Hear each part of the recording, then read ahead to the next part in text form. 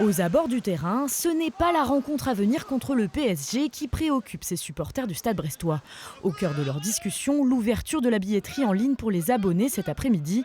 Ils étaient nombreux à se connecter pour tenter d'obtenir un pack pour accéder aux 4 matchs de Ligue des Champions à domicile. C'était pas trop compliqué? Non, ça a été. Ça a été. Il y avait pas mal de places libres encore.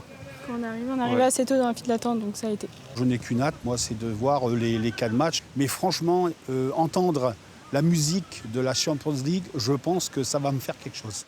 Mais pour certains abonnés, la mission est bien plus difficile. Les parents de ce supporter patientent depuis plusieurs heures devant leur écran pour obtenir leur passe.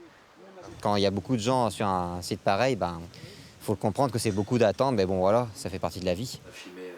Démonstration 3 heures plus tôt chez Ewen, membre des Ultras brestois et abonné au club depuis 2 ans avec son jeune fils. Il est 13h. Je suis dans la file d'attente depuis 11h30 ce matin. Et voilà, il est 13h et le site n'est pas accessible. 16 minutes plus tard, Ewen accède enfin à la billetterie, mais cette fois, il ne peut réserver qu'un seul pass pour les 4 matchs européens à domicile. Moi, sur ma billetterie, j'ai toujours les places x2. Et là, pour qui, pourquoi, j'arrive pas sur le Stade brestois. C'est-à-dire que vous n'allez pas pouvoir aller voir les matchs avec votre fils, peut-être? Peut-être. Conscient de ces anomalies, le Stade brestois propose 2 jours de permanence pour aider ses abonnés à accéder au précieux sésame. Il faudra compter entre 120 et 500 € pour chaque passe.